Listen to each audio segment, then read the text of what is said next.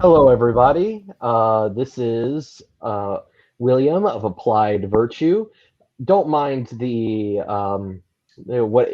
might hear a dog in the background. Don't mind that too much. That's just my dog um, messing around. He should be quiet very soon. But today I'm having on a guest that I've been wanting to talk to for a long while, narmyl-hoctyl. Why don't you introduce yourself? Yeah, hi. I run a kind of small YouTube channel. I talk about politics and anthropology and philosophy and the stuff that interests me, and I'm kind of varied stuff. But a lot of my focus is on GA, generative anthropology, and that kind of comes up a lot. I've yet to actually do a video covering it, in toto, explaining it from beginning to end. But this stream should help kind of explain some basic concepts there and show, I guess, how it's relevant to other theories, show how it connects to stuff, why it's important, stuff like that. You once described it as transdisciplinary. So this is going to have whatever this is. It seems to have a lot of different applications in various fields, at least according to my reading of it. Yeah, definitely. And if you look at one of the main GA guy, or probably the main GA guy who's around right now, Adam Katz, who writes under a pseudonym, Dennis Bouvard. I don't know if I should say that, but I think he's public with the name Adam Katz. He has a Substack called, I think, GA Newsletter, and he used to have a blog that was his own website hosted on UCLA servers, gablog.ucla.edu. And if you go there, you'll see a ton of connections he makes, constantly reading new stuff, integrating it with, economics and certain theology and, lots of stuff. And so that's great. I'm going to have to take some of that stuff and link it in the show notes after this live stream. That'll be some interesting material for the people watching this video. But yeah, before we dive headfirst into the complicated theory that is GA, maybe we could start by going over some of the terminology that the starting terminology that you need to have a background in before you understand the full theory, because GA is primarily, wouldn't you describe it as a theory about the origins of language? Yeah, and the origins of human society and how those all connect and how it ties in. Yeah. So I figure that we can start by talking about some of the linguistic terms that a newcomer would need to know in order to understand a bit about GA. You've talked in a lot of your videos about the idea of the ostensive, where you gesture toward something outside of the discourse. Is there anything else that we need to know before we dive into GA? Yeah, there's kind of, in GA, this will be a useful bit of terminology to start out with. There's this idea, because in GA is so terminology heavy that by explaining the terminology, you kind of give an overview of the theory writ large. And yeah, that ostensive, it's part of this larger set of forms of speech. So when we talk, in that example, ostensively, you are referring to an object with immediate presence that's right there that you can, point to or name, or it's immediately obvious what you're referring to. That's a mode of speaking. There's a social context there and a social purpose that fulfills, which is different from something like an imperative, which is another one of the forms that they identify. That's more, the name there is more clear cut. It's an order. It's a command that you give. And that's its own social role. And then GA kind of covers how we move from one state to the next and how we get this development out. That whole development from the most primitive to the most advanced speech form, that gets called the linguistic dialectic. or the grammatical stack, you could refer to it as too, which is the set of speech forms as we use them practically. So maybe it'd be worth covering what each of those speech forms are that, kind of from the most basic to the most advanced. The one that we're using right now it's called the declarative speech form. It's the highest developed one. And yeah, as we cover, there's ostensives. So there's a linguist, Michael Tomasello. He gives this great example in one of his books of if I'm walking by a library with a friend of mine and I gesture towards a bike that, I know he knows belongs to one of our friends. There's kind of this, what I'm assigning when I point to the bike, let's say it's by a library that we're passing by, as I'm saying, hey, our friend's at the library. So that's an ostensive speech form, and it communicates a lot more information than just the pointing at the object. So that immediate presence, there's a lot of detail there. We could get into that in a moment, because there's kind of the ostensive has connotations beyond just what's obvious from that mode of speech, from the present indicative mode of speech. By indicative, I mean like you're indicating an object's there. So from the ostensive, eventually you move into the imperative. I won't explain how right now. There's kind of a philosophy behind how you move from one state to the other. The imperative is issuing commands. The common example that gets used in GA is a doctor saying scalpel, and then the nurse handing them a scalpel and responding scalpel. So like scalpel, scalpel, when they request it and get it handed to them. And, that's the next speech form. Then there's sort of a more ignored one. This one gets left out a lot. It's the interrogative. So, an interrogative is sort of just like a weaker imperative, a more hesitant imperative that allows for, the linguistic context around an interrogative. You're asking a question or requesting an object rather than commanding someone to make an object present.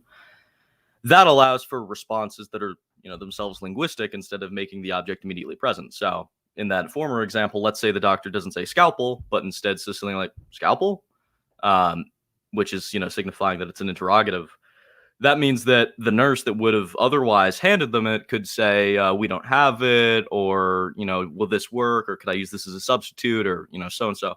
Now that probably in that context would not be very likely, but there's obvious use in that interrogative speech form. And then finally we get to the more or less modern form of speech, the declarative, which it gets called subject predicate grammar in linguistics, which means you have an object that's the focus of attention, and then you're describing it. That's the predicate, basically means the description that you're using, the description that you're assigning to that object you're focusing on. So those are the main four forms of speech: ostensive, imperative, interrogative, declarative. And I could discuss how they proceed from one to the other, but that's sort of deeper into the purpose of GA. Oh yeah. I guess my only question would be, why is the declarative the most advanced? Yeah, there's that's sort of difficult to answer because, well, I guess the way I would answer it is probably by explaining how one form proceeds to the next. But the main reason is that there's the declarative can kind of subsume the other ones. You can use ostensive and imperative and interrogative speech embedded in a declarative context. So if I say,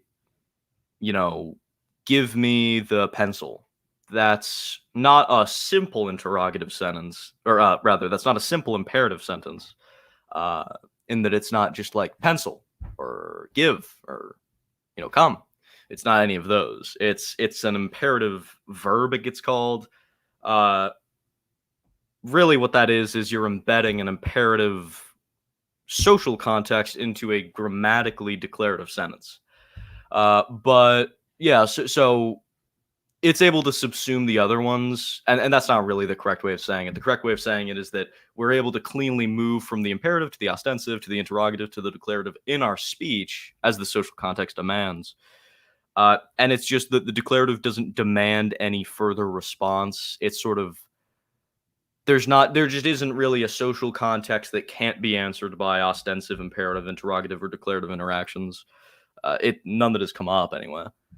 I see. Yeah. So I guess I can sort of imagine how it is. So the declarative is more advanced because because as we move up the hierarchy, the higher stages of the hierarchy of language can take on the functions of the lower stages while also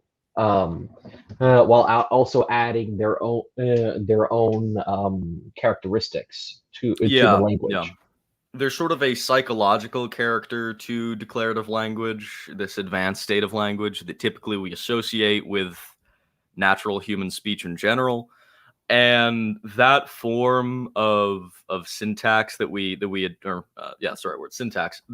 adopted as a result of declarative language having developed in us is it it can be used to represent non-declarative speech. So it looks like it's a subject predicate sentence, and in some sense it is, which is typically how you characterize declaratives. But it's not a declarative sentence. It's not for describing. It's not for, because principally the purpose of the declarative is to answer an interrogative, right? It's the form that develops immediately after the interrogative. So the idea is that the interrogative, if it can be fulfilled by making an object present, such as in scalpel, will, that'll be completed. But if it can't be, then it's sufficient. It's socially appropriate to respond with another utterance, which would be declarative in that case, because you're saying like, I can't make it present, here's why, or maybe you're just saying that I can't make it present. That specific mode of denying an imperative gets called an interdictive in GA. You might see that. That's a kind of marginal word, kind of marginal speech form, but it's just a negative imperative. I see. So it wouldn't. Wait. Let me just ask one more question on this. So a negative imperative, for clarification's sake, is the interdictum, the negative declarative. Is it describing something that's not there, or it's describing something that is not the case? Right. So it could be you in the same way that, in that sorry, I phrased that weird, imperative interaction, that's, scalpel. There's what we typically just call the imperative, the speaker, the initiator of the interaction, and then we have the response, which we usually would not call imperative. Linguists would typically not call that response imperative. In GA, those are both part of the imperative interaction. And the idea with an interdictive is that you have something similar. So you could have a response, an interdictive response that's saying the object is not present, the object will not be made present, cannot be made present, or just the negation of the object being made present as a speech form itself. Equally, there is a command version, there's a speaker version of it, and an active version, which would be something like don't smoke is the example they typically use in the origin of language. The reason that's a little bit unique is because it has developed a new form of tense at that point. If you think of what an imperative verb sort of implies, it implies a specific timeline, a specific context where the action gets requested and then the object requested is made present. And that's different from an ostensive, which is signing immediate, imminent presence. But the interdictive is an even further extended temporal context. It's a new kind of tense because the word don't, or the phrase don't smoke will prolong foreseeably forever into the future. So, it's developed something different there. And so that's why it's a little bit more advanced. It's a little bit more developed. But yeah, it is that call and response form. That's not the correct phrasing, but it's the active and passive participants on the scene. And for that reason, you can kind of use it in two ways. All right, all right. So now that we have a little bit of knowledge about the sort of linguistic terminology, what exactly is generative anthropology? Where do we start if we want to know what this thing called generative anthropology is? Yeah, there's two main books on GA. There's The Origin of Language by Eric Gonz and Adam Katz, and then there's Anthropomorphics, written by Adam Katz under the pseudonym Dennis Bouvard. And they kind of go about this in different ways, but, Anthropomorphics is more so a politically focused book. The Origin of Language is more anthropological, more strictly linguistically anthropological, social linguistics, maybe you could call it. That'd be sort of a stretch, but I like the way that Toole introduces it. He starts out, Eric Gonz, with talking about the consequences of it first, which might be worthwhile, looking at. So when I'm doing it in this context, I feel like it might be better to explain the procession of the speech forms, which is not how Toole starts the book. But there are certain consequences of GA, like, because different cultures correspond to each of these speech forms, you can kind of analyze the development of human culture in different political, ritual, religious, etc. Human beings, like modes of human being, that would have developed at different points in time. Because, there's these specific cultures. The culture of the ostensive is the culture of immediate presence. And that is, immanence, which gets associated with religion. On the one hand, the reason that it's all about immanence and it's all about mimesis, that might be good to cover too. That's another basis of generative anthropology. I'll cover that after this. So it's about resolving violence, principally, the ostensive, for reasons I'll get into in a moment, but also because it's the first sign that's about immediate significance, right? Because it's the first time that there's ever been a sign innovated that corresponds to a signified object. So there's this relationship between significance and sacrality, is what Eric Gonz calls it, the sacred nature of it. And really, if you think about it, and GA has a way of developing this out, sacredness or sacrality and significance are kind of one and the same at their highest exponents in their originary format. That the ostensive, the first sign was an ostensive, so it would have that property. So very religious for that reason, and you can kind of analyze the development of human culture through that lens. That's a good way to introduce it. The more temporal, from point A to point B, stepladder approach to introducing it is, like I mentioned, mimesis. So generative anthropology comes out of another tradition, foundational anthropology, from René Girard, who has a theory, a pretty advanced theory, which is different from GA in kind of important ways, of mimesis and what he calls mimetic desire. What mimesis means is really just mimicry. In generative anthropology, usually when you're using the word mimesis, you're referring to mimicking other human behavior specifically, as opposed to, like, in biology, they'll refer to a chameleon taking on another color as mimesis. But, in humans, it's about human behavior in GA.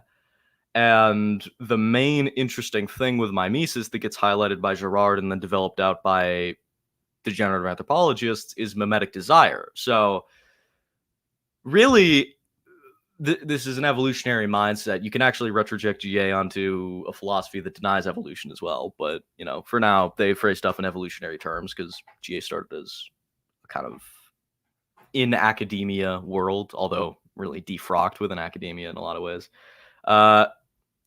So they don't really have desire, the proto-human, pre-human primates that were hypothesized to have come from in this model of human development. They don't have desire. They really only have appetite, right? Desire it's irrational. I don't know what you call it, willed, maybe, conscious. Well, action. in Thomistic philosophy, St. Thomas distinguishes between appetitive desire and rational desire. Right. The kind of what you refer to as appetite is the result of a sort of animal instinct and animal appetites. A dog sees a bone, and then because he sees the bone, he instinctively wants the bone, because right. because that's how he, by his nature, responds to bones. And this is contrasted with rational desire, where it's not immediately connected to sense data like the animal desire is, because it's responding to rather than responding to particular goods, the rational desire responds to the goodness as such, being as such. So the intellect is able to conceptualize certain things, and then based on what it conceptualizes, the will causes the will causes the human to desire that thing based on Right. what was previously conceptualized. I'm kind of simplifying it, but I think what you're trying to get at is that there's a real difference between the kind of instinctive desire you see in other animals and the kind of rational desire or free will or that you see in humans. Yeah, yeah. And you actually get a lot of references to the kind of tripartite division of the soul in especially the origin of language.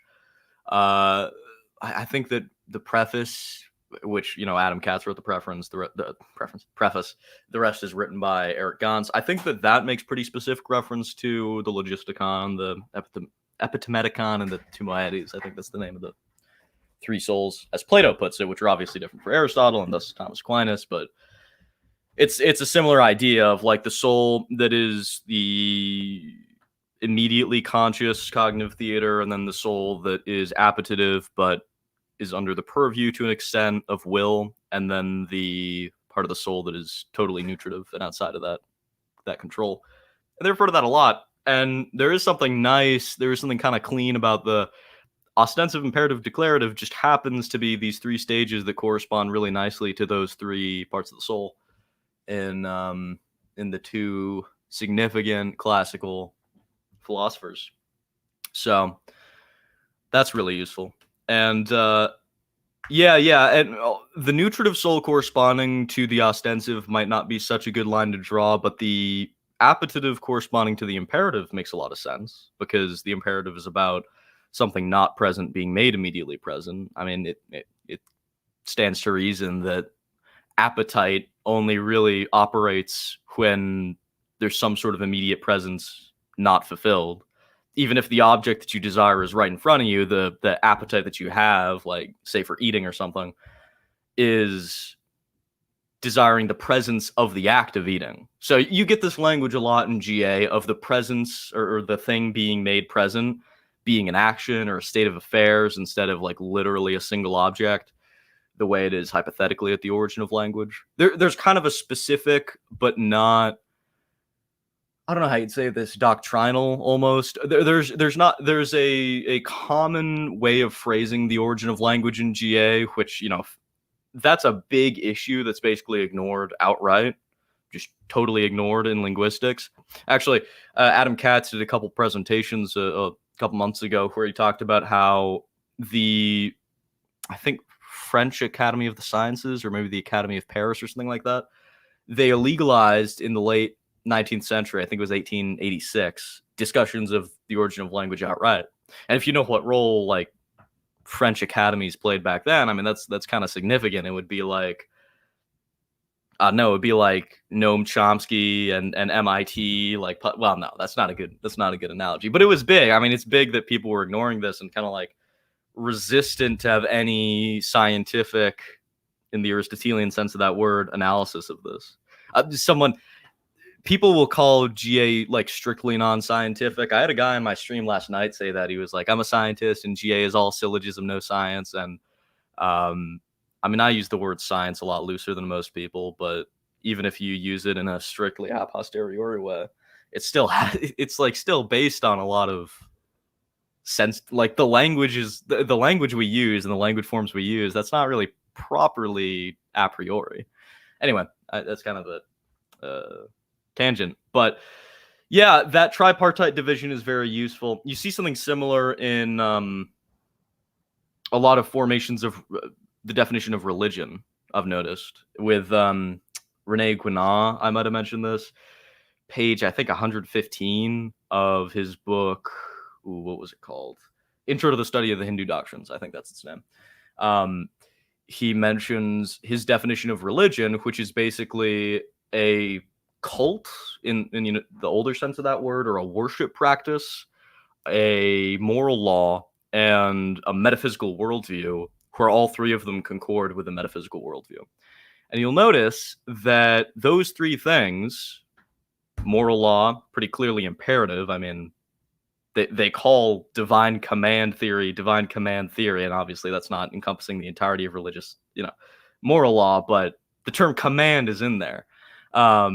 So, there's religious moral law will tend to be of the imperative structure and not the declarative one. Anyway, then you have the metaphysics, obviously, is the declarative. Eric Gonz makes the, in my opinion, kind of absurd statement in his books that metaphysics is the privileging of the declarative as if it's primary, or as if it's default, or as if it's the only possible speech form. I think that's like, unless he's saying something that I'm really not tracking with and I just don't understand, it sounds kind of puerile almost. It's sort of like overly, I don't know, maybe it's just I hear people like say stuff that sounds quote unquote anti-metaphysics, and I'm like, this person is a Sioux, this person doesn't know what they're talking about. But he might be right, I might just not be tracking. Anyway, he says that, and the metaphysical worldview obviously would correspond to the declarative. And then the cult, that's all about immediate presence, that's all about ritual sacrifice, which is tied to the ostensive. I could get into why. Well, I mean, going back to metaphysics, I'm not really sure how you can. I mean, the only way I can see his statement being true is if what he means by that is that metaphysics, a metaphysician would say that the only way we can know the foundations of reality is by using the declarative.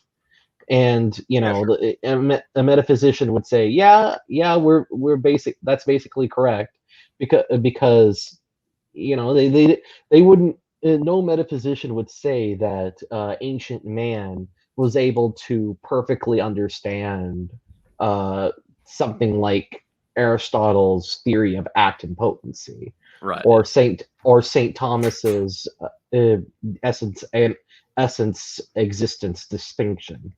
That came Right. out of a long-standing tradition that developed over the course of several centuries in a particular time and place.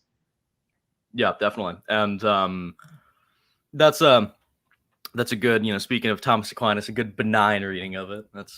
I don't know a ton about Thomas Aquinas other than he was very friendly to a lot of the Saracens and pagans and stuff that he read, and he was like, I'll read the good in these people. Anyway, yeah, a good benign reading of what he wrote. The most benign reading I can kind of muster for that is he's saying the other speech forms don't subsist. So an ostensive, it's signing immediate presence. Maybe I should describe the originary form of the ostensive, but for now, it's signing immediate presence, the temporal context of which obviously ends once the discussion ends. Like that claim stops being it doesn't have factivity, because obviously propositions can only be declarative. If you're not making a predication, which you can only do in a declarative form, then it can't be a proposition. But the significance, I guess, of the ostensive ends once the ostensive ends, basically, or once the social context that produced it ends. The imperative is prolonged a little bit longer to the retrieval of the event than the interdictive is the first to be prolonged an arbitrarily long amount of time. The interrogative is prolonged basically as long as the imperative, just somewhat different in terms of what's a socially appropriate response. But only the declarative, excluding marginal forms of the interdictive, is able to make claims that subsist or implicitly subsist, period. The universal before the thing is implied in the declarative because the declarative is predicating. And, that ties into, I don't have a great grasp of metaphysics, but as far as I understand, it's about the subsistence of predication and which predicates can subsist and continue existing after the discourse has ended, like be true in themselves, or, well, that's not a good way to phrase it, but be true, period. And Well, yeah, metaphysics, I mean, the tradition that I'm a part of sees metaphysics as being the science of being in itself. yeah, The way we would phrase it is, well, you have different forms of knowledge talking about different things. You have ethics being a science of morality. You have physics being a science of the physical world, the natural world, or of moving bodies, depending on your definition.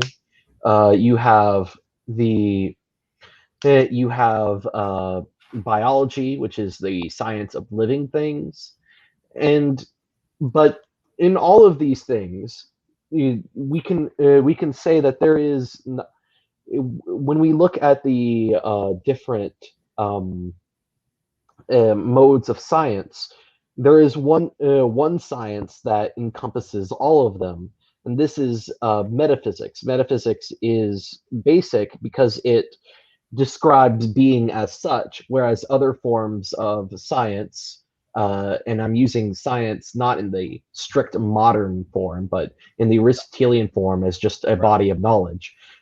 Metaphysics is the science of being itself, being as in existing things. yeah, yeah. And then you get no, I'm wrong about that. I was about to say that the categories appear in the metaphysics, but obviously they appear in the categories. Um, but that is like is it correct to say that the categories are for people who aren't tracking the 10 categories Aristotle lists of possible description, possible terms, I guess you'd say. Is it correct to say that that's metaphysical, or is that logical? The 10 categories. It's been a while since I read. Oh, you mean the what? Oh, you mean substance, quantity, quality, Yeah, yeah, relation, place, time, position, doing, having, being affected. Um, those are category. The kind of categories that those kinds of categories are sort of what possible kinds of things that can be subject or the subject or predicate of a proposition. yeah, Those are, and every object of human understanding, anything that we can understand, falls into one of these 10 categories, and so we can sort of categorize our experience based on these categories. right. And then That's, would that properly be metaphysics or logic, would you say? I mean, it was introduced. I mean, metaphysics is one of those transdisciplinary. Sure, sure. It covers it has knock-on effects of all kinds of different things. I wouldn't be surprised if it didn't have application to both, and also to things like philosophy of nature. Right, yeah, Uh, yeah. And then, it, the set of things that have, what is it, substance, quality, quantity, vestige, passivity, activity, I forget all of them. That would be the set of things that are the set of things that exist. So that would correspond to metaphysics in that way, at least. all right, yeah, yeah. In those that's I mean, those are kind of those are pretty interesting, but I don't think they are necessarily related to what we're talking about with regards to GA. So Right, yeah. to sort of steer us back on track, you mentioned Rene Girard. Oh, yeah. um, I recall reading when I started reading about GA. I read about I started reading about these three main thinkers: Rene Girard, Eric Gonz, and Adam Katz.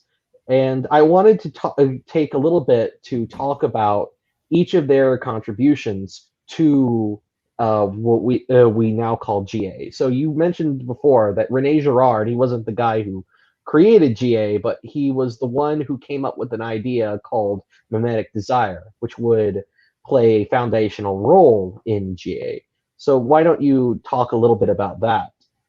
Yeah, correct. That's this whole idea of mimesis is really core to generative anthropology, in that language is kind of learned.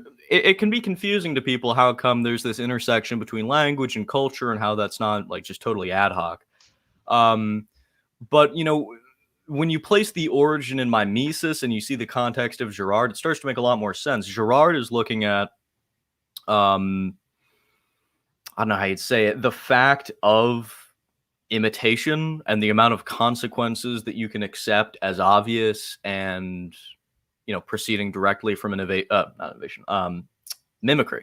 And he analyzes fashion, he analyzes religion, and he has a whole anthropology related to mimetic crisis. It gets broadly called this category of mimetic desire. Mimicking someone else's desire, as we talked about earlier, is a higher form of desire. It's the first properly human form of desire. It's not appetite. Well, sorry, I'm using kind of hasty language. It's the first properly human version of drive, and it's not appetite, it's desire. And the fact of that being so strong, and furthermore being socially reinforced, if you have a community of, say, 15, 20, 30 hunters in a pack that are surrounding an animal, this is the traditional, by the way, GA explanation of the original ostensive that I was referring to earlier.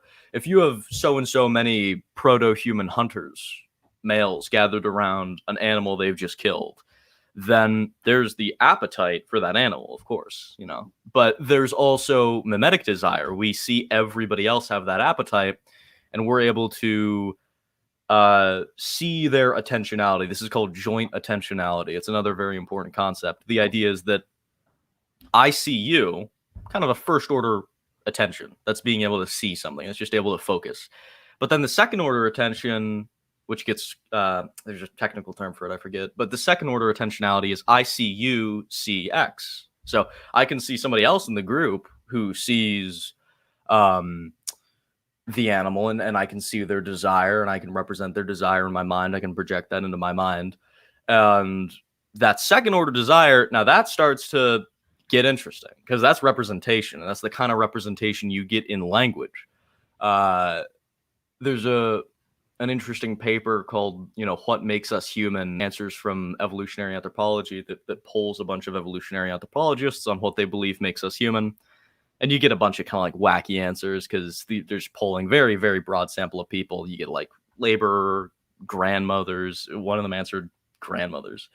But I think 3 of the 10 responses he got from the people that he polled was, what makes us uniquely human is, they phrase it in different ways, but basically the fact that we have, of all the animals, the strongest, and I don't, this is when I use evolutionary terminology, it's for the practicality of the people that come up with these ideas. It's because of the people who made it.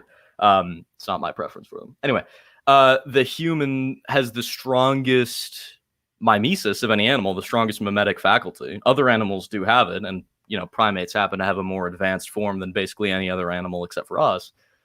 But we have a very advanced form of that, and we have joint attentionality. We're able to say, I see you, see something else. And furthermore, this is third order attentionality, which gets called abstraction.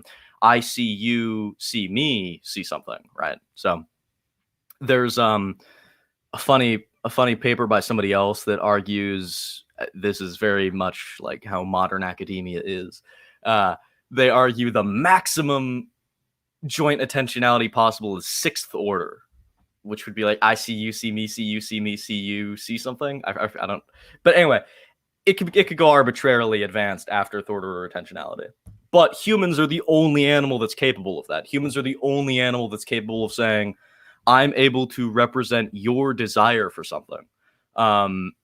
So those 2 things are necessary for language, because language is all about signs that are able to stand in for the concepts or the objects that they signify, the presences that they signify. In GA, those signified things, for the ostensive, it's called the center. So if I use that terminology, just think the thing that's being referred to, the immediate presence being gestured to. And yeah, so That was a big tangent. But oh yeah, we're talking about mimesis, right? And it ties into culture in this really important way. And GA shows how it connects to language. I mean, Rene Girard also explains language through this. He's a lot more human sacrifice focused, but GA is a little bit less strict on the human sacrifice part. There is a kind of sacrifice. It gets called the sparagmos, very fancy word, which I could explain. That originary event that I was referring to of all these hunters congregating on that animal, and they have this self-reinforcing desire, the mimesis, that constantly cycles into itself and makes everybody desire it more and more and more. The mimetic crisis is when that desire becomes untenable, when it's possible to generate violence that would destroy the human community because we value the object more than we value any instinct that prevents us from attacking fellow hunters. So it could break into community-ending violence. Now, obviously, there's this sort of shows what was meant earlier when I said the significance and sacrality are connected here, that they're intertwined. Because if you imagine yourself in that place of somebody who's mimicking everybody else's desire and thus becoming more and more and more hungry for, or hungry is maybe not the right term, but driven towards this central object, then, you know, you can imagine that there's this idea that, well, now I understand I would initiate violence for this. Violence could break out at this. And there's a kind of terror is the term that Adam Katz uses. Adam Katz says that fear would be an improper term here because this is a very primitive human set of emotions that we could be working with. I mean, you can't just retroject our modern emotions, our modern, you know, anthropology. I don't know what the term is. We can't retroject anthropomorphisms onto these proto-humans. So there's this terror that emanates from that central object towards us, because really that's the object of focus here. And that's one sense in which there's an originary ritualness or cult nature or religious nature to the central object and to the ostensive in general, because that ostensive language form is meant to prevent terrible, massive, you know, hitherto or thitherto unknown violence, the community-ending violence that's possible with mimetic desire. This is part of why you'll also hear from Eric Gonz, the human is, in one sense, defined as the only animal who poses the greatest threat to itself. And that being a definition, you know, very like, what? That's not really a definition. It's just a description. But the reason he thinks it's a definition is because of its inextricability from that mimetic nature that we have. So what's going on here? So first of all, there's an early linguistic form that gets developed here. There's this representation that takes place, because if you're imagining this possible violence, that terror causes people to step back. Like the idea here is that people will feel that terror and just equally instinctively step back, except that stepping back is more than just instinctual at this point. It's representing the fact that you're not a threat. It's representing to everybody else the fact that, hey, I'm not going to appropriate the food. I don't want to be in this dangerous, terrible social event. And that stepping back, representing your passivity, is the first sign, because the sign, the signifier, is you're stepping back. They call it the aborted gesture of appropriation, because GA loves fancy language. But the signified, the thing that's referred to by that sign, the first sign of any animal, like no other animal, no matter how much, I have a video on this, other animals do not have language. We are the only animal that can do this. I don't really believe that we're animals, but we're the only animal that can have a sign that defers the meaning of the thing referred to. And that deferral here is not just a deferral of meaning from the sign to the thing that you're signing to the thing that you're representing. It's also a deferral of violence. There's actually a technical term for that twofold deferral from French. It comes from Jacques Derrida. It's différence with a special little accent on it. It's very fancy. It's a very fun French grammar thing that Eric Gonz likes to talk about, because Eric Gonz is the most French-American man on the planet. Of all American people, he is maximally French, and he loves French studies, and I think like all of his papers are on French literature, and that's how he got into Girard, as far as I know. Anyway, so there's a lot of stuff going on there. There's religion, there's the first sign, there's deferral of violence being so important there, the I'm having trouble with that word, inextricability of significance, signifying with sacrality, and the like originary terror, the first really intense human emotion of that variety surrounding the animal. The terror that corresponds to the most extreme desire thitherto that ever occurred. And no other animal has that kind of capability. So that's a big exposition of the ostensive. Sorry about that. Oh, well, I wanted to say a little bit of something about mimetic desire, because I did a video a while back about the kind of anti-SJW Gamergate crowd. And one of their talking points is, oh, well, what you see on television doesn't actually affect you. Because so we can just have anything go, kind of anything goes libertine style, in these social justice warriors who are trying to put politics into everything. They're just kind of an annoyance, because this stuff doesn't actually affect us. Video games, they don't actually cause violence. The science says so. Well, I mean, and they try to prove this by showing that they have some scientific papers showing, well, watching more video games doesn't actually make you go out and cause more violence. No, but it does make you desensitize you to violence. Sure. That is something that happens.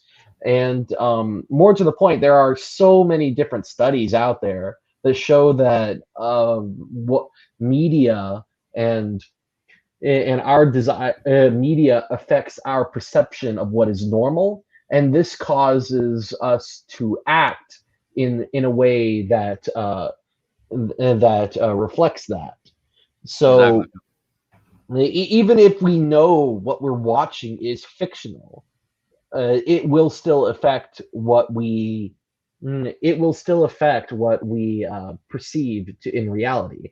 To give an extreme example, I pointed to a few studies that talked about how Western television shows being shown in India and East Germany had a significant effect on the family sizes in those countries, because once people in those countries saw the size of families on the television show, they started thinking, oh, that's a normal size family, that is a normal sized family, and then they acted accordingly. And this is and maybe they didn't consciously think that, but they had they had that kind of desire. They sort of got it. The common culture calls this getting your information through osmosis, a sort of way of putting it. I explained this through by referencing Girard's first chapter of I saw Satan Fall Like Lightning, where he talks about this. Which is the coolest name of any book ever, by the way. Yeah, exactly. And Girard basically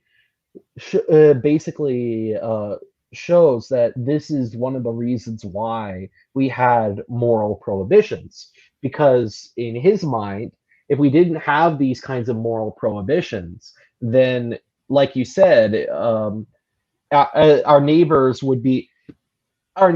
being the models of our desires, we would just start fighting each other over whatever was we happen to have in common as our shared desire.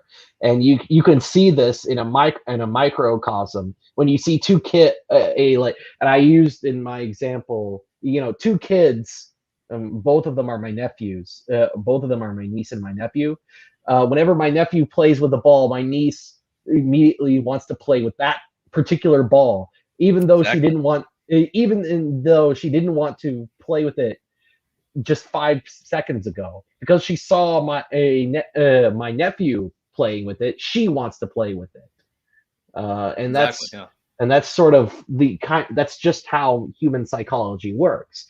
And if you can use, say, media propaganda to instead get people to, instead of fighting over a single object, instead you can get them to follow certain social norms that are beneficial to the authorities that are producing these images, then that's how you have a coherent society. Yeah, facile. Yeah, it's totally, yeah, you can, and that's also related to this other point you get in GA. You're talking about a libertinism and these people that are like trying to be the most good, the most obedient, classical liberals, you know, Rawls. That's not classical liberalism, but they're trying to be the most liberal liberals. And something interesting there. There's this term in GA, originary thinking. It's thinking about origins. It's making explicit that the moment of causation. That's not really the right way to phrase it. That there's a microcosm of the formal cause of the event of language in the origin of it. So that's a really tortured sentence. But what it basically means is that for the ostensive, think about mimesis and joint attentionality and sacrality and all these complex concepts, all these really important concepts for language. Those in that origin, that's a microcosm of the whole of language. It's kind of like Goethe, if you know his sort of what's the word he called it, morphological method, where he talks about how a seed is really just every plant is just contracted leaves or expanded leaves or reorganized leaves, and a seed is just the most contracted form of leaves in a very high potential, low actuality state. And then as it grows, it's just the leaves change. You know, if you open an orange up, for example, he'd say you're just looking at a set of these tiny prime ideas of the plant, the leaf, being manipulated and protracted throughout. And the way that's connected is that, like, there's the same idea with all of the efficient causes of, oh, that might be very hasty language, but all of the, no, I think, sure, the efficient cause of the origin of language ties into the formal cause. It ties into what language is, what form it takes. And, you know, in the actual linguistic literature, I should, in the Chomskyan linguistic literature, they call that e-language, the external language that exists as the universalium ante rem, the universal that, you know, kind of is just out there. And, you know, in GA, there's this idea that that's not, you can't pull that apart from the origin. Now, what's the opposite of that kind of originary thinking? It's victimary thinking, they call it. And victimary thinking is, you know, Eric Gonz still kind of is in a lot of ways very liberal. But, and that's part of why Adam Katz's GA can be distinguished from Eric Gonz's. But even he identifies this, what he calls victimary thinking, this focusing on a single element of the originary scene, the egalitarianism, the egality, the equality of the original setup. Because, you know, if you think about it, all these early humans gathering around the ritual animal, they're all in more or less the same peripheral position compared to the center, which is the animal. And in his mind, what's happening with these victimary thinkers, which categorizes all liberalism in one way or another, is the focus on that originary peripheral equality. And that's one way that he diagnoses liberalism and this high egalitarianism that we're seeing today. And that's fun. I mean, there's scathing critiques of liberalism throughout GA. And if GA doesn't seem relevant, just crack it open. You'll see 2, 3, 4, 5 really serious critiques of liberalism in the first maybe 10 pages of The Origin of Language. And then Anthropomorphics is just a absolute scathing opprobrium of everything in liberalism through and through, from beginning to end. The book Anthropomorphics by Dennis Bouvard. Yeah, and so that victimary thinking is really, really disliked here. And it kind of ties in, you're talking about like these liberals and the how do I phrase this? The trying to be the best liberal, saying that, like, no, it can't be the sociality, it can't be the community or the human element is fundamental. It has to be that money is fundamental, or if you're a Marxist, that real productive material faculties are fundamental. Marxists being one dialect of liberalism. I think that a lot of these classical liberal types, they would try to say that something like freedom is fundamental, or the individual is fundamental. The Right, yeah, individual the being individual. this kind of pre-societal thing that contracts into, that forms a rational contract with society, with other individuals to form society. Yeah, it's just totally. And if you, this is an interesting intersection with Giorgiani, actually. Another thing about my channel is that I really have a big focus on the philosopher Jason Reza Giorgiani, who is contentious to say the least, but and you know it. But anyway, he has, in his book Prometheus and Atlas, he talks about how well, he mentions Marquis de Sade. First of all, Marquis de Sade, the guy who the term sadism is named after him, and how really, if you look at the origins of liberalism, of the early revolutionary liberalism, I would kind of split liberalism into 4 stages, like proto-liberalism in the 14th century, theoretic liberalism, then revolutionary liberalism, and then modern mass democratic liberalism.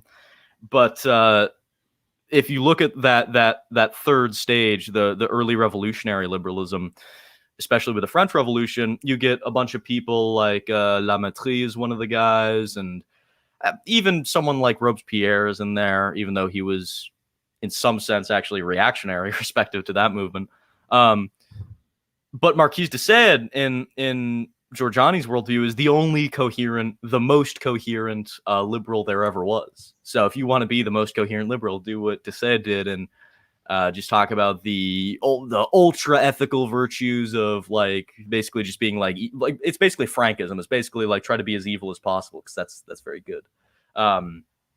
So that's kind of the natural conclusion there. And yeah, GA is definitely opposed to that. So, and it's the best critique of it I've really ever seen of liberalism, because it critiques it at the roots. Literally, it's about origins, but it also it is really Eric Gonz calls it a radical work of deconstructionism, which it doesn't seem like. It's, I mean, a naive postmodernist could pretty easily say, "Oh, this is essentialism. You're saying that the language forms subsist," or something like that.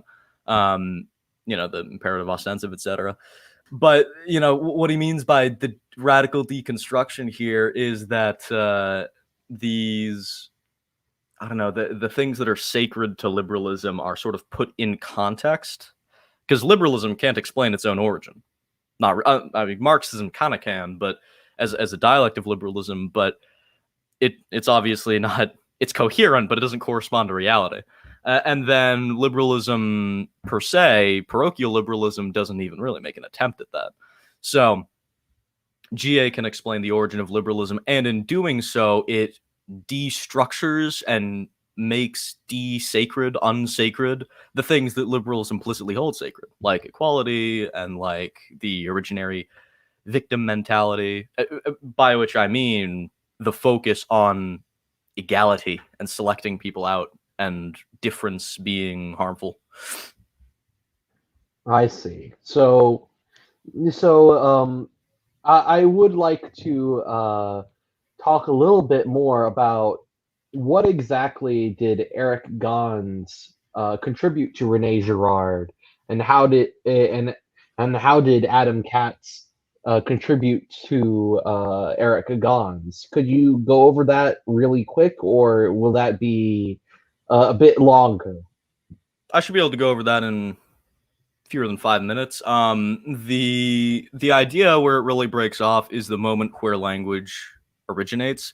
So there's an agreement on mimesis, there's an agreement on more or less mimetic desire, and to a lesser extent mimetic crisis, but then the disagreement is how you get from that state of mimetic crisis to language.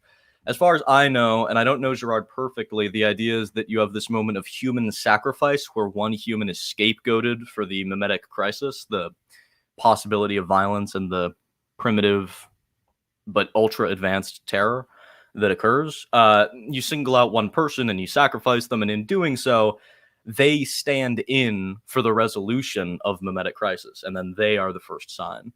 That's, I think, how Rene Girard's theory works. And then Eric Gonz's critique of that is more or less, this doesn't actually explain why that would be significant, why that would get inscribed into the community's mind. First of all, it's not particularly like reproducible the way that the originary event is. It's not like you can move cleanly from like killing people to not killing people, or I guess killing an effigy or something, which would itself require advanced language and the ability to use those special reasoning faculties. More or less the difference, though, is that in the origin of language, the account of the origin is with the center being the object in the middle. It's the object you refer to. Now, that is the origin of the mimetic crisis. It's not scapegoated on anybody. It really is like the object that is the origin of the terror. And that's kind of where you get this correspondence to the human sacrifice I was talking about. So on the one hand, you have that aborted gesture of appropriation. You have stepping back, which resolves the mimetic crisis, and in resolving it allows for people to engage more passively, more peacefully, hopefully in a way that doesn't destroy the community, with that central object.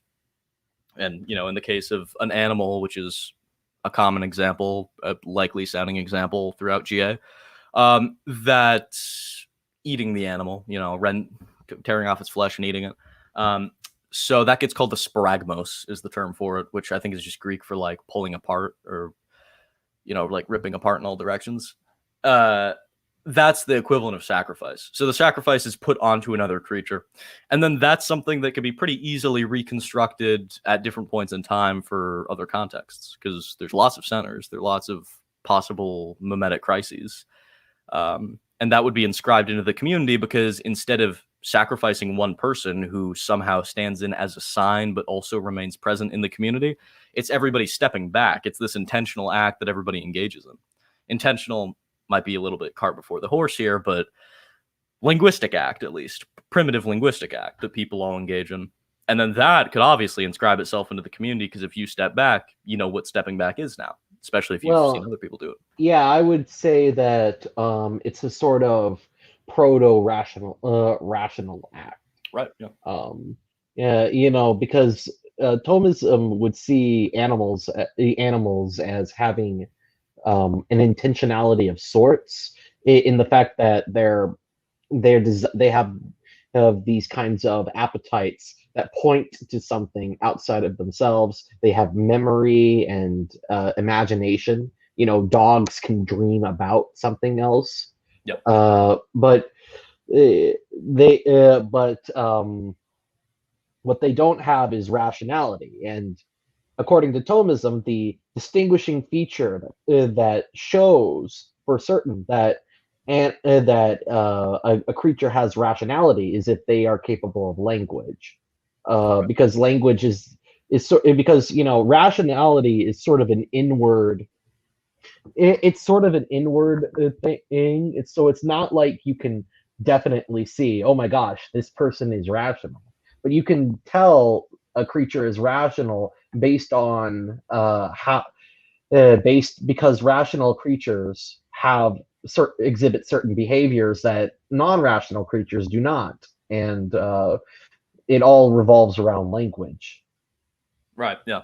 And then there's kind of this connect. I'm reading St. Gregory Nyss's Catechism right now, and there's sort of this connection where people will, in ancient times, it almost feels like hastily switch between the word for reason and the word for language, which are, it's one word, it's logos, when they're discussing stuff. But yeah, it's there's definitely that, like, yeah, almost like language is to reason as like works are to faith. It's not really.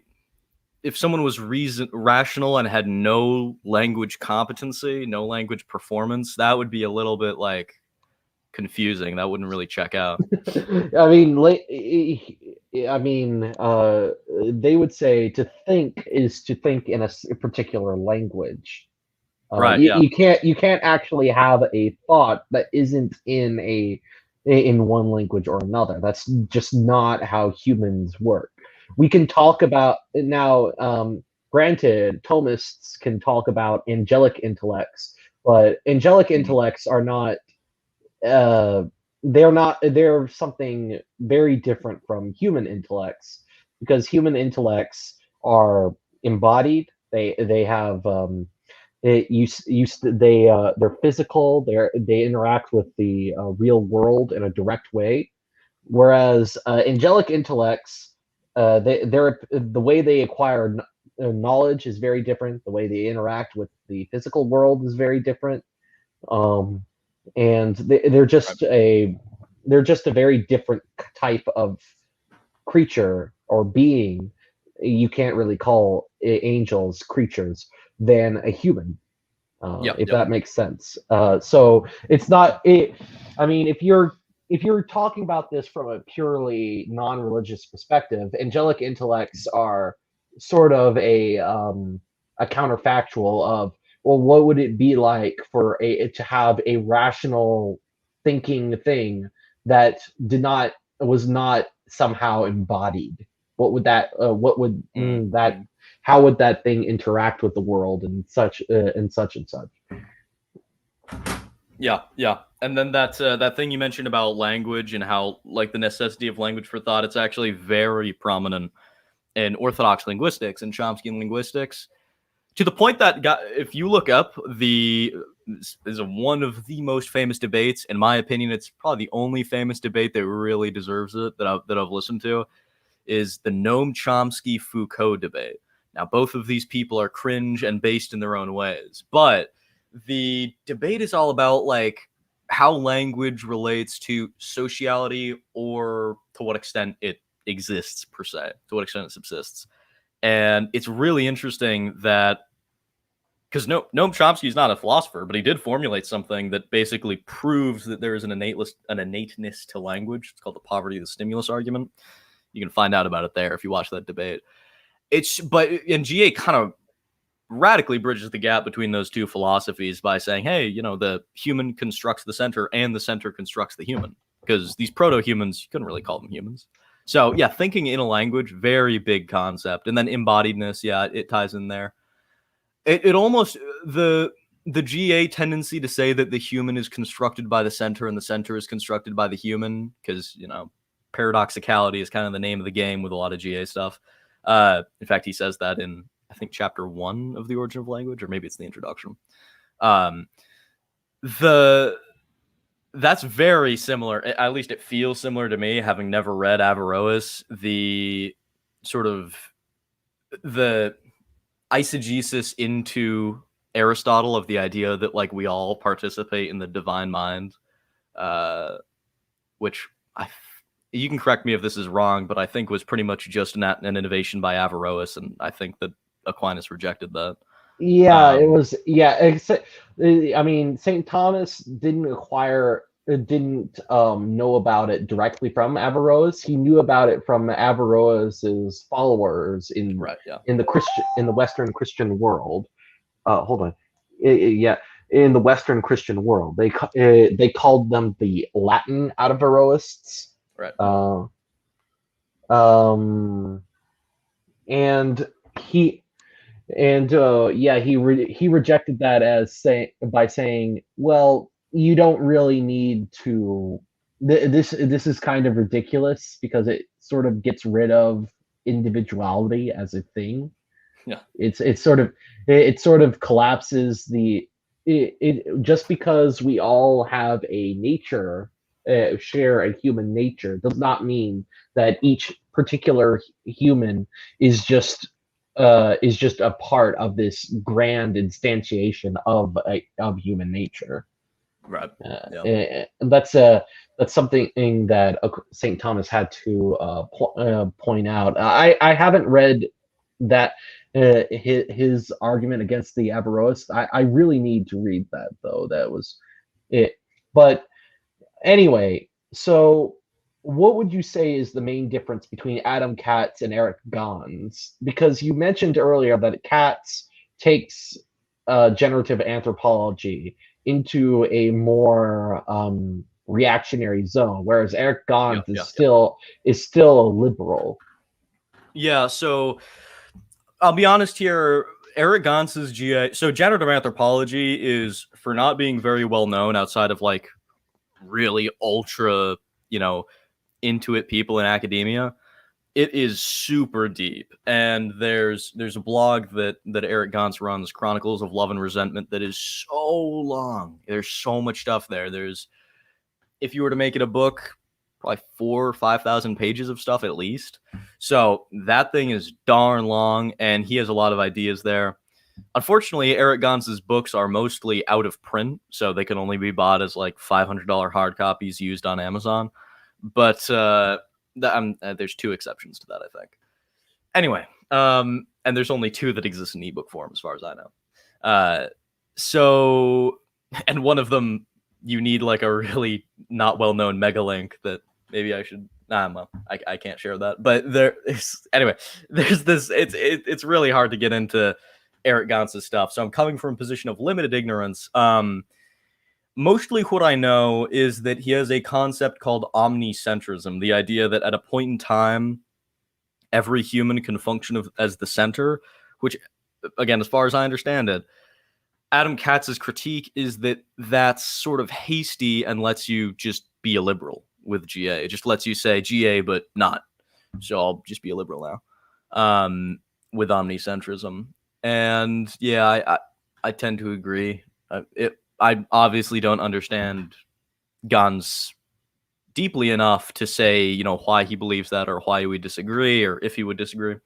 But that's the main concept. The other thing is that there's this idea of a cultural correspondence to each language form in Adam Katz's GA. So there's an ostensive culture, properly religious or cult-like. There's an imperative culture, properly political. You could see that coming.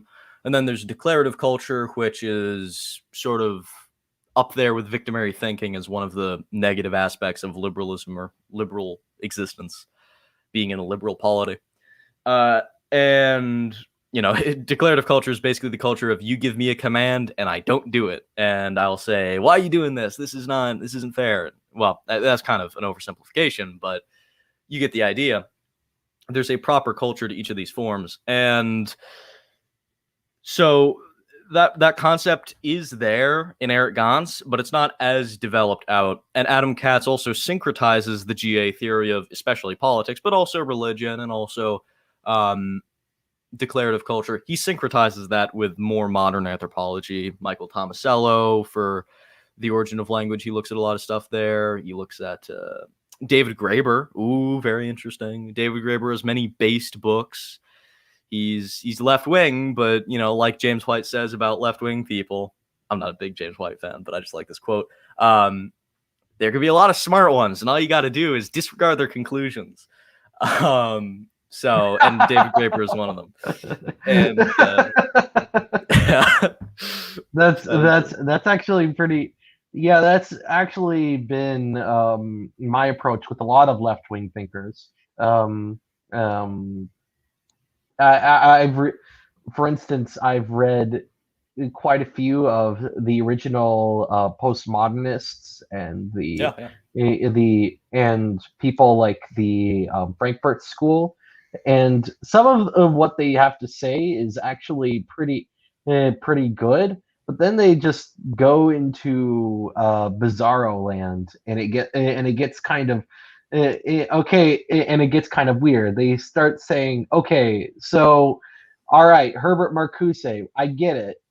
I get how, capitalism is basically turning us all into these kinds of one-dimensional men that can't resist the system. But why the heck do you think the solution is polyamory?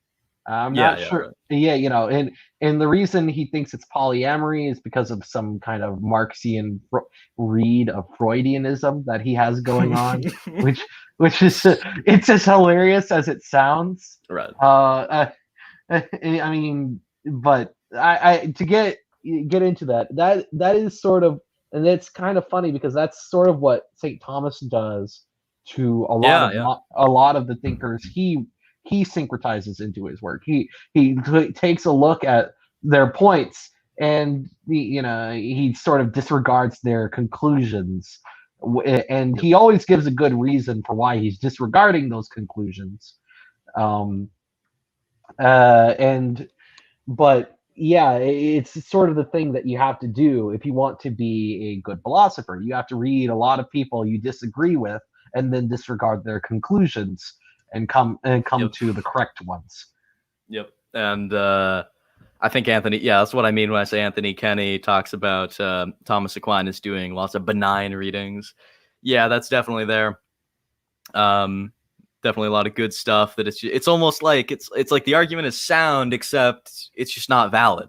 Or so it would be sound if it were valid. It's like the opposite of how stuff often is. It's like, oh, your Well, I premises mean, are all right, like nice, but it doesn't reach you at your conclusion.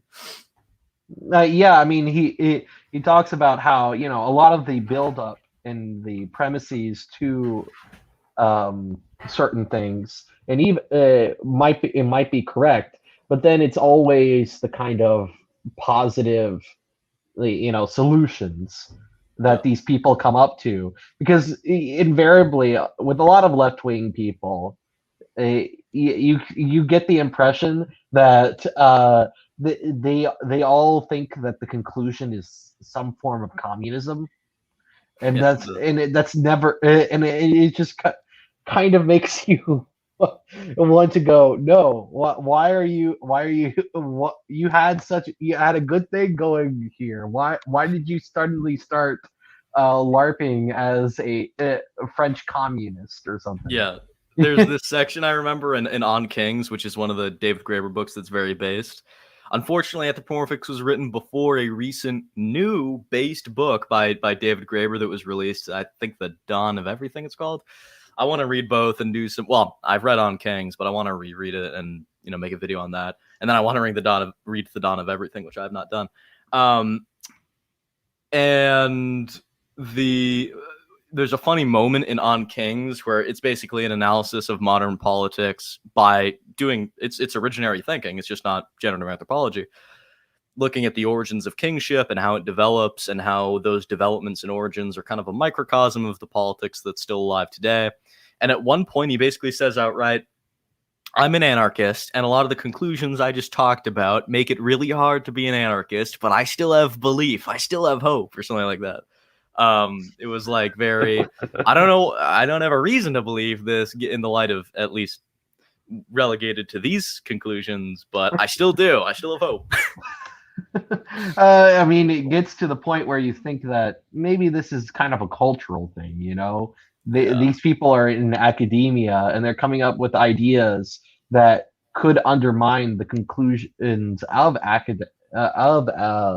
the conclusions that academia wants them to think. And then they're just holding on for because they want to be part of the trendy club.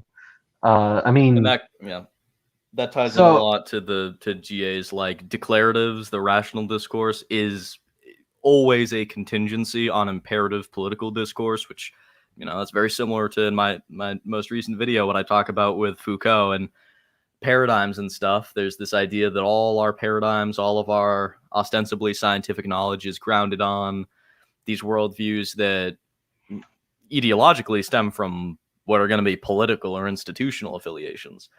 So, that's sort of inevitable. Mm-hmm. So,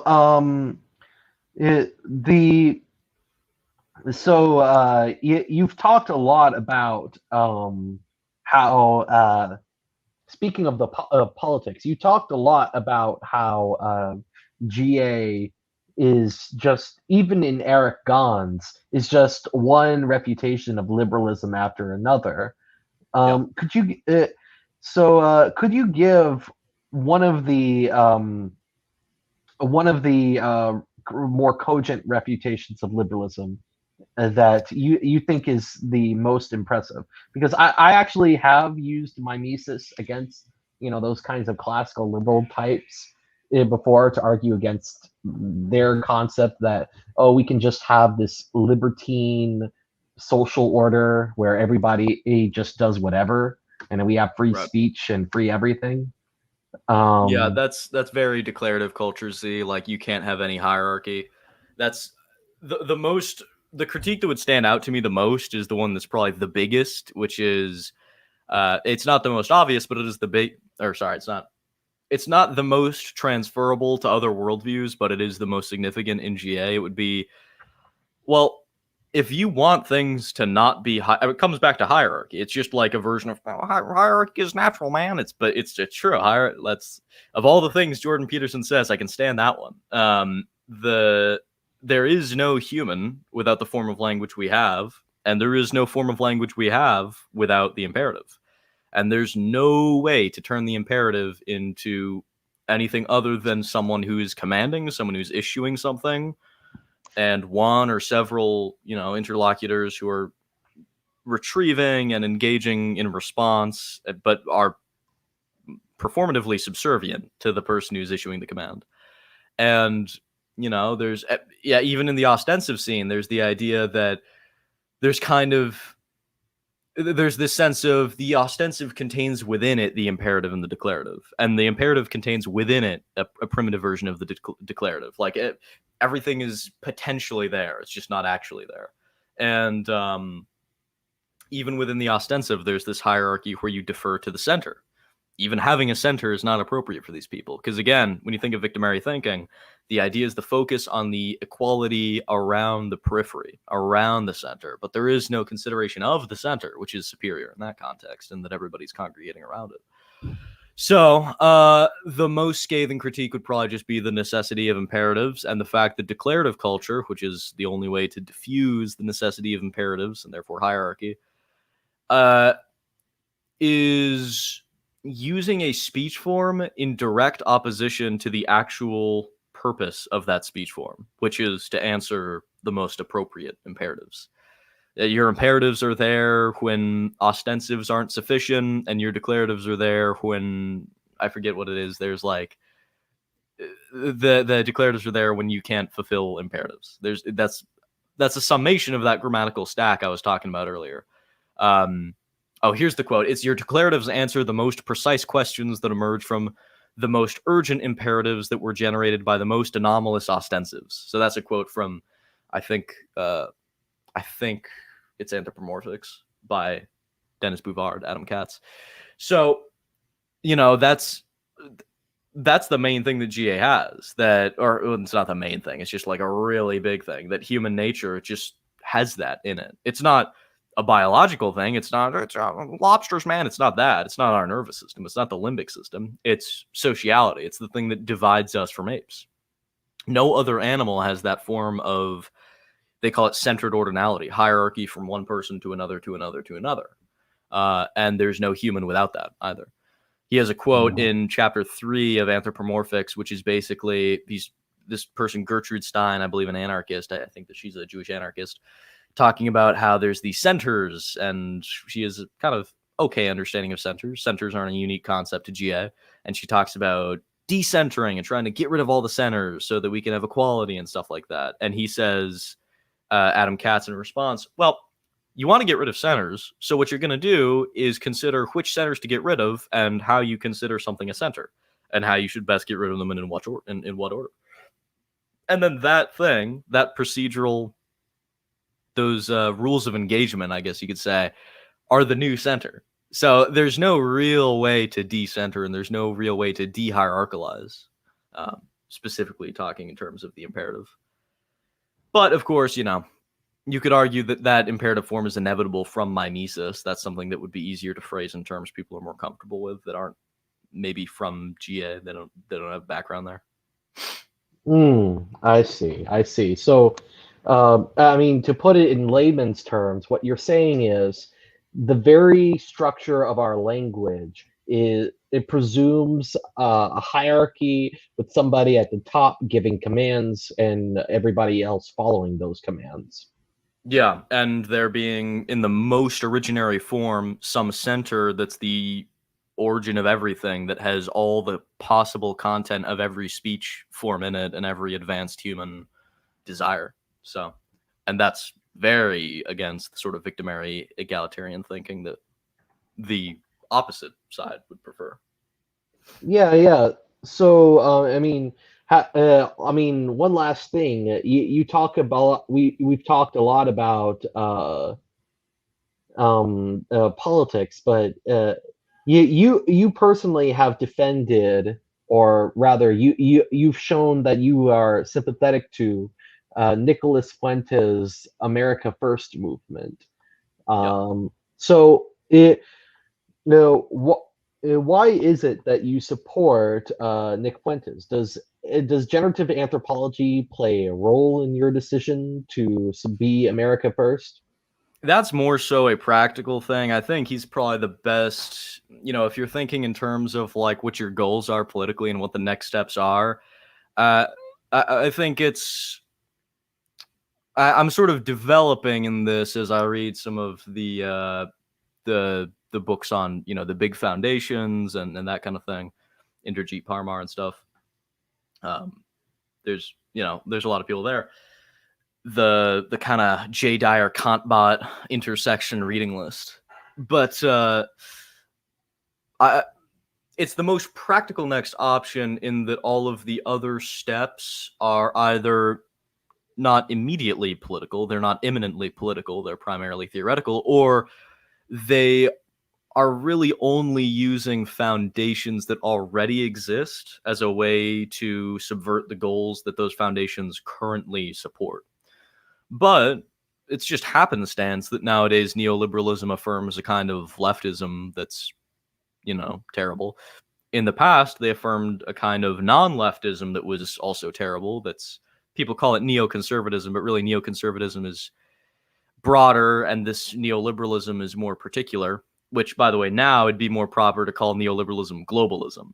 You'll hear a lot of communists call these new leftists neoliberals, where the term that's correct is globalist, because that term is scary and mean, globalist. But that's what they are.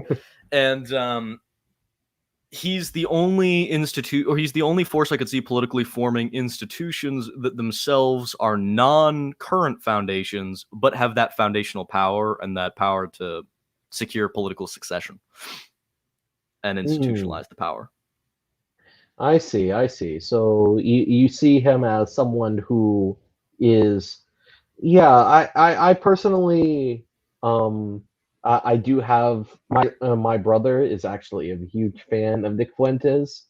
I myself am sort of on the fence about him because although I might be sympathetic to a lot of his political views, I'm not really certain about the man himself, and I'm actually kind of black-pilled on things like electoral politics. Yeah. So it kind of so I'm not. That said, I'm not going to get in the way of someone like Nick Fuentes.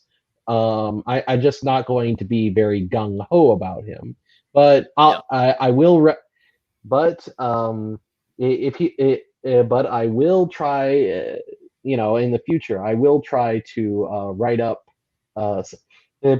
papers defending certain things that Nick Fuentes might be doing and playing the role as of the intellectual, but that's not really, the politics of it is not really what I personally am interested in. Yeah, and I'm not that hype on politics either. It's like unpredictable, not that fruitful, very long term. It's not very great man-like. There's not typically a lot of single drivers. I mean, there's definitely stuff there, but my focus is more on the philosophy, or not the philosophy, but the models that I'm building, the science. Exactly. So there's actually there was a question that was posed to me in one of the Discord servers I'm a part of, and the person in particular asked me about your thoughts on theological language in light of GA. What do you think about, in particular, some of the more ancient views of religion and the gods? Okay, I see. So like the numinous many god, like how it connects to paganism, maybe, or well, it was more of, I mean, the person I was talking to claimed that all ancient people there were no ancient atheists. That Of course not. everybody believed. Of course not. Well, in the sense of no gods, none of the. There's a difference between like the numinous and an arche, like the principal originary force behind creation. So there were definitely anarchists in that sense of the word, people who believe in anarchia.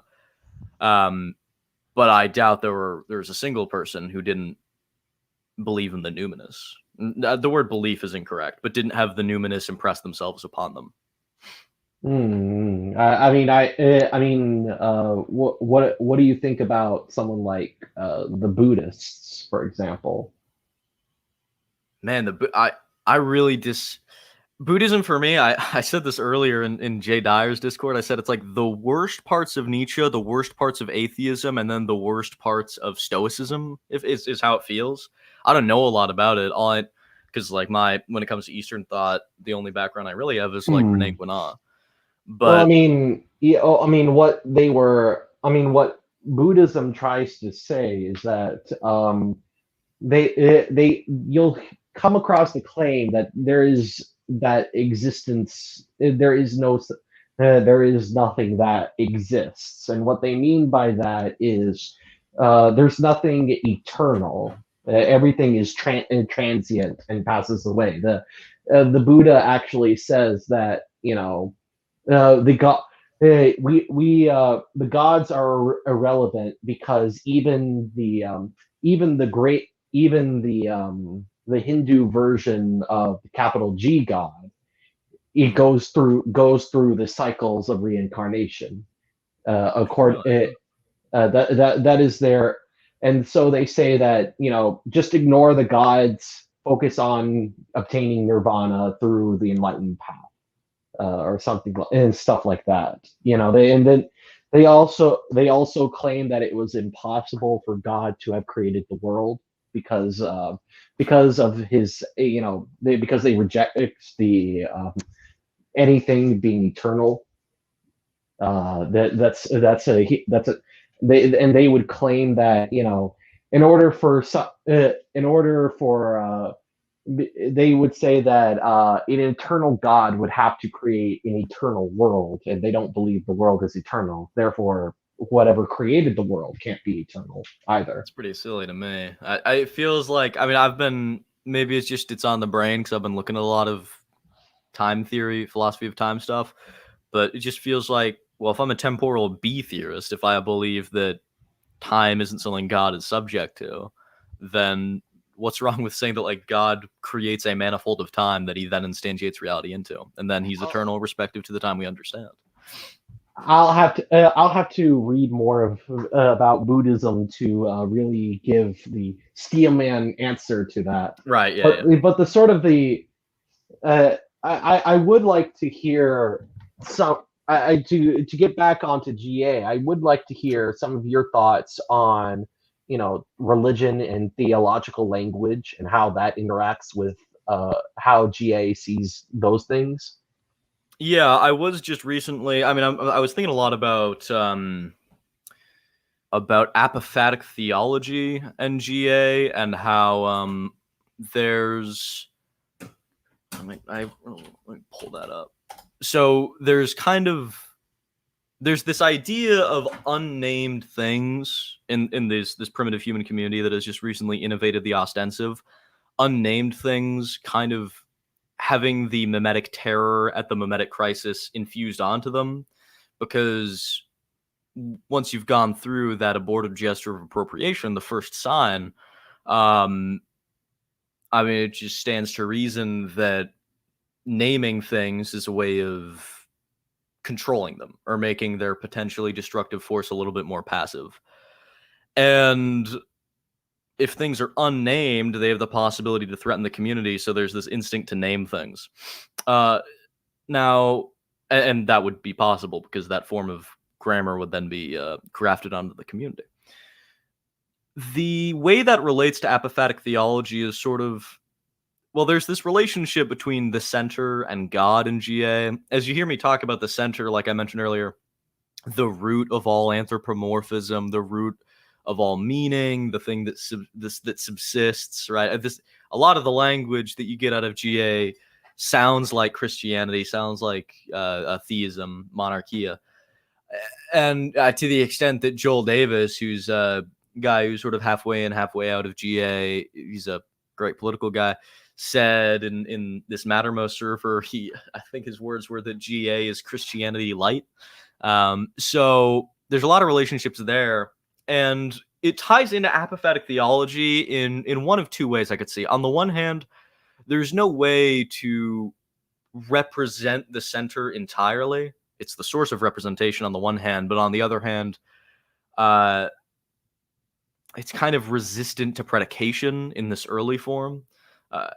Now, furthermore, though, those unnamed things that have that mimetic terror are kind of similar to apophatic theology. There's kind of like this unnamability associated with a lot of the aspects of God, the linguistic terror and the sacrality and the sacredness there. So that's related to apophatic theology. It almost feels like, the unnameable ritual centers, the unnameable possible ritual centers, and the sort of spectral reality as you look out to things that aren't representable, that they have this kind of numinous spectral feeling to them.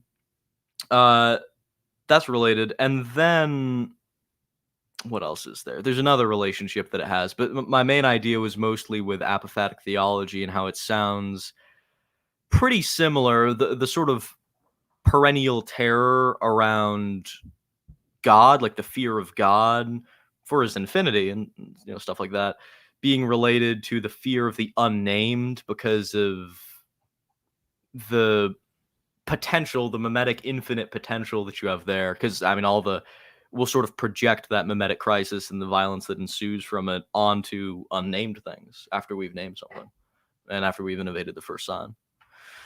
But that is the flaw of kind of reifying Christianity, and that's why GA is kind of embracing paradox, they call it. It's like, for example, the center creates man and man creates the center. Well, that's trying as hard as it can not to reify the relationship that you would have to that center. You could do the same with the unnamed things that are holy in one sense of the word.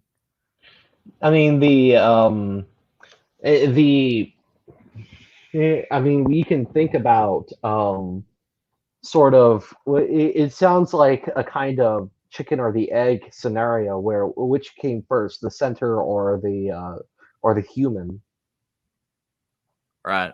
Yeah. And then if you were to really be forced to give an answer, I think GA would give the center as an answer, but it really makes more sense from a GA perspective to say they paradoxically both create the other.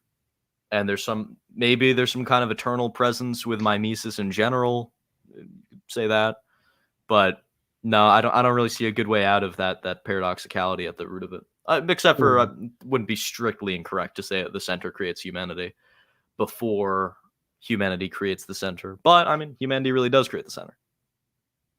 I wonder if I actually recently finished reading John Haldane. He's a Thomist thinker.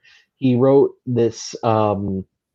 He wrote in the second edition of Atheism and Theism. He wrote about the prime thinker, and he talked about how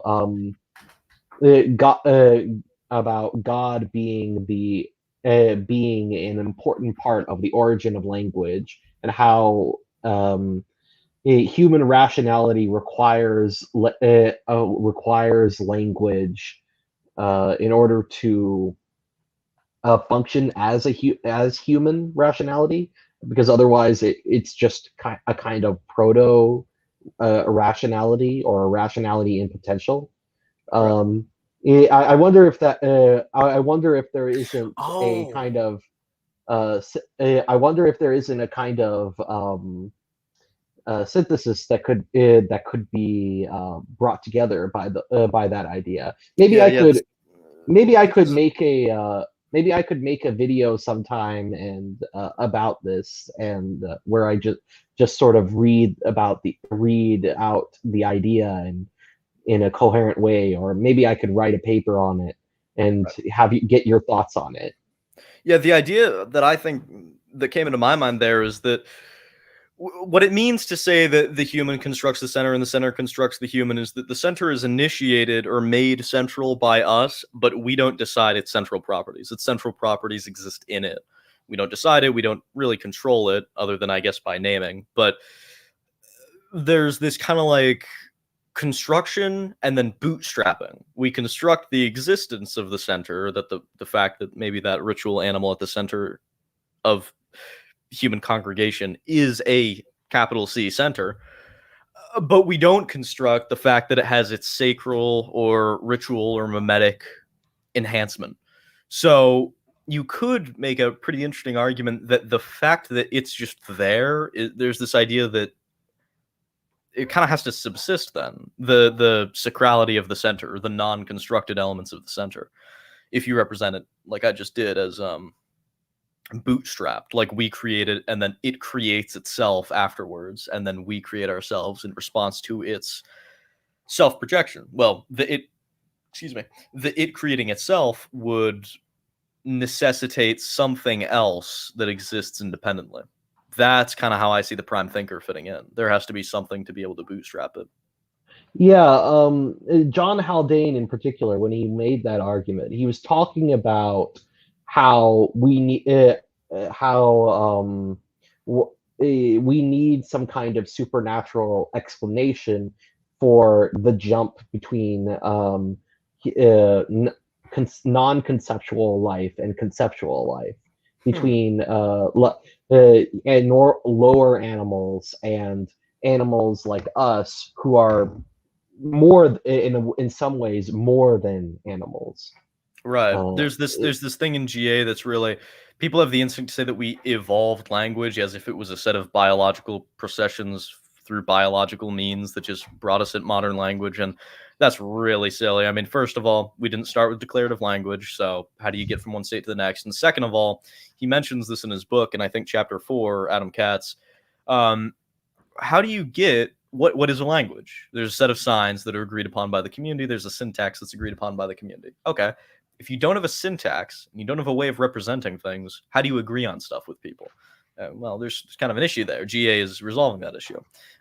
Saying that we just evolved it is not resolving that issue. I think Haldane actually uses something very similar. I mean, he more references Wittgenstein and the idea of a linguistic communitarian view of language. Wittgenstein believed that we gained our ability to reason from a linguistic community. You would have a small child, and you would have a child, and the child would be taught language by, say, her older brother, and that would actualize her ability to think rationally. Mm-hmm. That's I mean, people took that really. There was a guy. There was a big revolution of linguistics in the 20th century. There were sort of two of them, and in the former half, there was this one French guy who believed that all thought is literally us speaking. Like, it's literally subconscious, barely detectable movements of the vocal organs, the larynx, the tongue, and such, that are enough to be us speaking to ourselves. Like, people went crazy with that stuff, and nowadays it's cooled off, but linguists will still say there is an Chomsky says linguistics, psychology, and the philosophy of, I forget what it is, but linguistics and psychology and something else are really just modalities of one another. They're modalities of the same fundamental study. All right. So I think we've covered quite a bit of ground for in this talk. We started with something very basic and moved on to some very advanced stuff. And I think that we can see that this truly is a transdisciplinary a theory, because you could apply GA to aesthetics, to theories about religion, to theories about politics and ethics, all over the place, and it all started with a theory of how did we form languages, and it just grew from there. It's really incredible, actually. But Yeah. I suppose that's the it's really something that one last question I might have is, why isn't this getting as much attention as as you think it, as I think you and I would think it deserves? Yeah, that's actually a really big topic of discussion in the foreword to The Origin of Language, which comes after the preface. I don't know if that's normal authorship, but it feels weird to me. Where the chapter is basically dedicated to answering that question. And he mentions a couple things. Maybe he was at the wrong place at the wrong time. But the larger thing he identifies is victimary thinking. The name of the game in academia, because the name of the game in elite circles in general is this, is victimary thinking. You can't think of origins. You can't do what we were doing where, like you said, this is a tiny kernel of an idea. But like Goethe's morphology, it's a contracted version of the things that are like always around us everywhere. And by analyzing that little contracted form, you kind of get a microcosm of that macrocosm that we, experience more imminently. So that thinking, that originary thinking, totally unacceptable. And that's, as Adam Katz mentions, they banned discussion of that in the French Academy of the Sciences because that victimary thinking just cannot coexist with originary thinking. It has to be about who gets what, why people are missing out on this. There can be no discussion of the originary purpose of that or the nature of that in itself, right? It's just not popular in academia. You can't have that kind of thinking. It's not. There are some people who are on the margins who think like that, and most of them are like biological determinists, right? They're not like, the closest you get to serious originary thinking is physicalist serious originary thinking. On the one hand, people like JFG. On the other hand, people like, I guess, Karl Marx, who says that everything is rooted in real productive material faculties. And that's the closest you can get to an originary theory. It's just their aversion to that. There's something spiritual maybe about it. There's something really deeply ingrained in their minds that absolutely precludes considering efficient and formal causes linked in the origin of language and the origin of humanity. I don't know why. It's just I think in general, if I perhaps as I have been, it seems like a common theme is that Thomism seems to nicely complement GA. A lot of Thomistic modern Thomists will point to the fundamental trend in modernity is the rejection of final and formal causation. Exactly. Yep.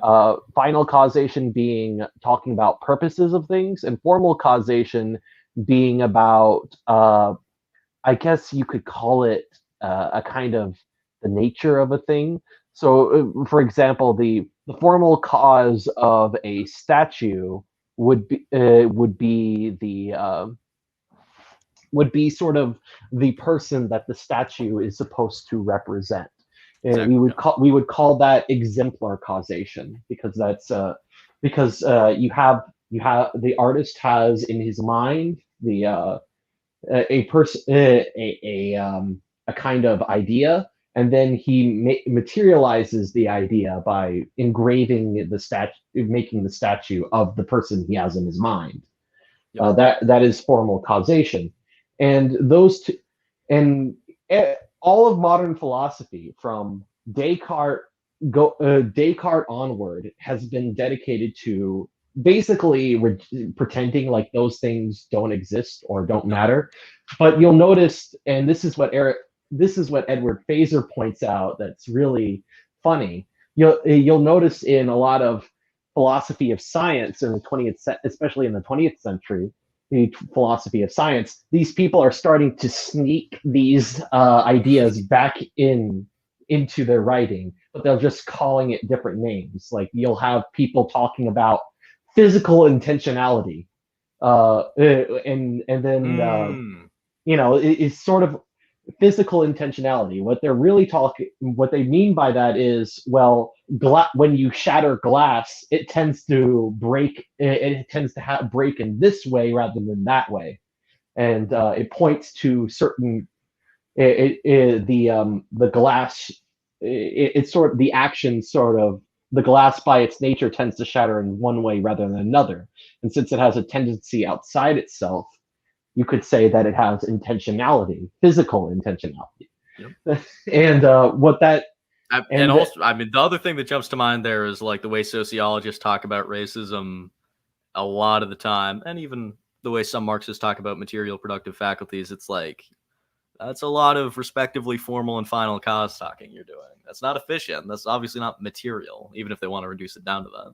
Yeah, I mean Karl Marx in particular. You could give a very Aristotelian reading of Karl Marx. A lot of Karl Marx's writings about about capitalism and economic determinism actually make more sense if you give it an essentialist Aristotelian reading. Because although and this is this is sort of a running theme in academia and to this day, and apparently these people, they just you notice that they also go on about how essentialism is bad. The essentialism is the root of all evil. And what is essentialism? Essentialism is just the theory that there is a thing in itself that we can know, which that's sort of that's originary thinking, and that is a large part of originary thinking. So I guess I think that plays into why academe might be prejudiced against this kind of theory. Yeah, that's definitely the formal and final cause thing is definitely true. They're totally averse. It's like a Masonic ritual. Like it's like that. I would have my throat slit, tongue cut out, like that thing that Masons do. It's almost like you have to do that with like implicitly with formal and final cause or any embodied description of an event or causation, to be able to like enter the temple of academe. There's that, and that's part of the reason why it's almost like a dark ages of philosophy in a lot of ways, outside of logic. There's always strides in logic over the past 200 years, but other than that, it's a lot like philosophy between like the 1st century BC and the 1st century AD, where stuff is kind of in stasis. Yeah, that is unfortunate. But I would like to wrap it up with one final question. One final question. Say I'm someone watching this stream, and I really want to learn more. Where do you think I should start? Yeah, I mean, for most people, I would probably recommend anthropomorphics actually first. Typically, you'd read that after. The reason why is because The Origin of Language uses a lot of really entrenched linguistic vocabulary that can be confusing, where anthropomorphics makes it more directly political. And anthropomorphic cites a lot of sources you might want to read in there that are nice for developing that out. If you are comfortable looking at some linguistic terms throughout and maybe spending a little bit more time, I do The Origin of Language. There's none of them are really beginner friendly, unfortunately. I read The Origin of Language first because before philosophy, I was studying linguistics and not studying, like looking at it, having fun with it. But it can be a little bit. I could understand someone who does not have a linguistic background having some issues tracking there. Anthropomorphics, the warning there is not about complicated terminology. It's that he introduces concepts sort of in reverse order. He'll use the concept and then define it. Could be a little bit jarring. Maybe it's not too jarring, but see how that treats you. If you want something that's if this seems ultra esoteric to you, I'd recommend Chris Bond's book still as a preliminary to GA. Chris Bond's book is called why is it not coming to mind? Nemesis? Nemesis, thank you. Nemesis, it introduces GA in a really overview manner, but more so it introduces the concepts that I'm recruiting here. I would say read the first 3 chapters of that, because the book is funny. It's like 3 chapters of content, and then the rest is case studies. So first couple chapters of that, if you like, and then I would recommend Anthropomorphics if you're fine going a little bit more in depth. The Origin of Language by Eric Gonz, both of which are accessible as ebooks. Many other GA books exist, but are not. Nemesis is also accessible as an ebook. Anthropomorphics and Nemesis are both free as EPUB ebooks on Imperium Press's website at imperiumpress.org. So I'm putting it down into the description of this video. Excellent. Yep, you can get those books there freely. Nemesis and Anthropomorphics, The Origin of Language. It's on LibGen, but if you want to buy it, the author is still alive, so proceeds go to them. The authors, plural. Yeah, that's what I recommend, those books. And I might make some videos on it on the future. There are like seriously no videos on it right now. This will be the most in-depth video on YouTube, I'm pretty sure, this stream, once it ends, on generative anthropology. All right, and I'm also going to add this glossary of perfect. Of generative anthropology that I found while we were having this conversation. That is totally invaluable. That is the best. Yeah. And then finally, I'm going to link to what you mentioned, the Substack. Oh yeah, it's GA newsletter written by probably Dennis Bouvard. He might be using his real name, but GA news. I actually have it. Yeah. Let me just put this GA newsletter. Yeah, it's by Dennis Bouvard and